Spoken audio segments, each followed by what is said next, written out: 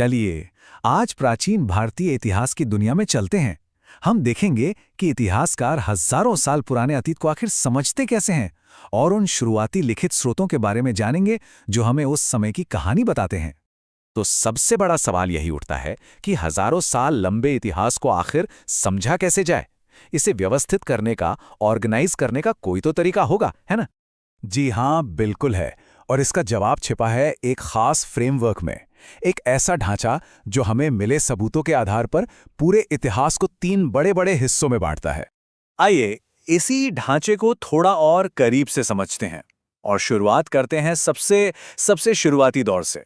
तो सबसे पहला दौर है प्राग ऐतिहासिक काल, जिसे हम प्री हिस्टोरिक पीरियड भी कहते हैं। अब देखिए, इस दौर की सबसे मजेदार बात क्या है? इसे उस बात से पहचाना जाता है कि उस वक्त क्या नहीं था, और वो थी लिखाई। जी हाँ, किसी भी तरह की कोई लिखित जानकारी नहीं।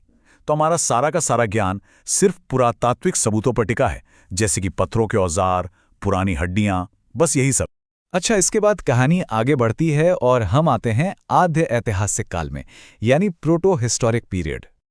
और यहाँ पे ना एक बहुत ही दिलचस्प मोड़ आता है।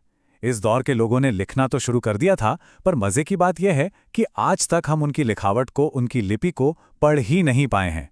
सिंधु घाटी सभ्यता और उसकी वो रहस्यमयी मोहरें इसका सबसे बड़ा और सबसे अच्छा उदाहरण है।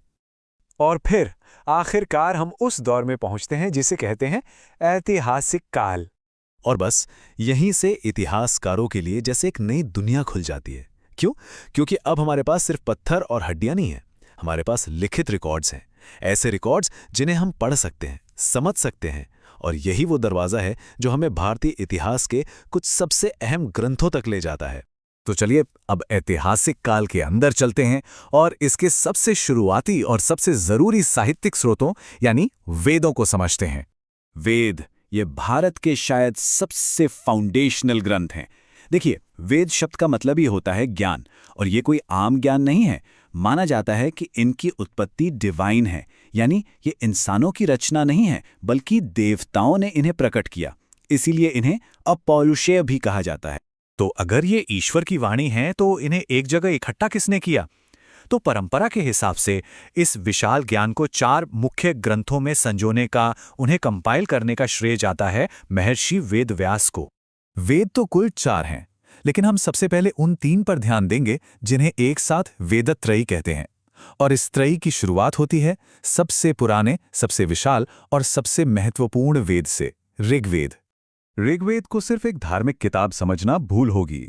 ये असल में भजनों का, स्तुतियों का एक बहुत बड़ा खजाना है, और इसी खजाने में हमें हजारों साल पहले के समाज, उनकी राजनीति और उनकी जिंदगी की एक ऐसी झलक मिलती है जो और कहीं नहीं मिलती। अब जरा इसकी विशालता का अंदाजा लगाइए। ऋग्वेद को 10 किताबों यानी 10 मंडलों में बांटा गया है, और इन 10 मंडलों के अंदर हैं 1028 सूक्त यानी भजन, और इन सूक्तों में कुल मिलाकर लगभग 1 लाख श्लोक या ऋचाएं हैं। सोचिए कितना विशाल संग्रह है ये।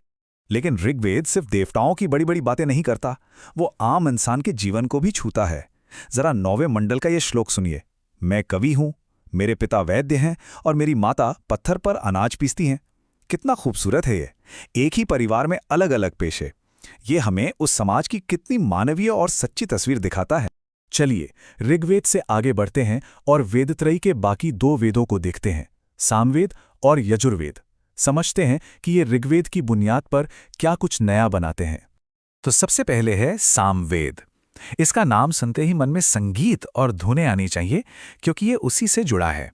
असल में इसे भारतीय संगीत का जन्मस्थान ही माना जाता है। सोचकर देखिए, सामवेद ने क्या किया। उसने ऋग्वेद के जो शक्तिशाली मंत्र थे उन्हें लिया और सुरीली धुनों में पिरो दिया, ताकि यज्ञों के दौरान उनका गायन हो सके। ये टेबल देखिए, ये सामवेद और यजुर्वेद के फर्क को बड़े अच्छे से समझाती है। एक तरफ सामवेद है जो पूरी तरह धुनों और गायन पर फोकस करता है, और इसके मंत्रों को गाने वाले उद्गाता कहलाते थे।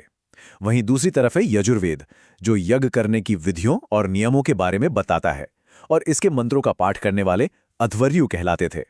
तो मतलब दोनों की अपनी एक खास जगह, एक खास भूमिका थी। तो सवाल उठता है कि ये हजारों साल पुराने ग्रंथ आज हमारे लिए क्यों जरूरी हैं?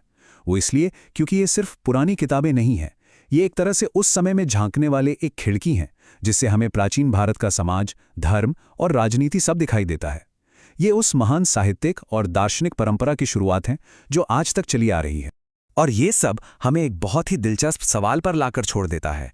सोचिए, अगर सिर्फ इन ग्रंथों से हमें हजारों साल पहले के समाज के बारे में इतना कुछ पता चल सकता है, तो न जाने और कितनी ही प्राचीन पांडुलिपियों में कितनी अनकही कहानियां, कितना भुला दिया गया ज्ञान छिपा होगा, जो बस अपने पढ़े जाने का इंतजार कर रहा है।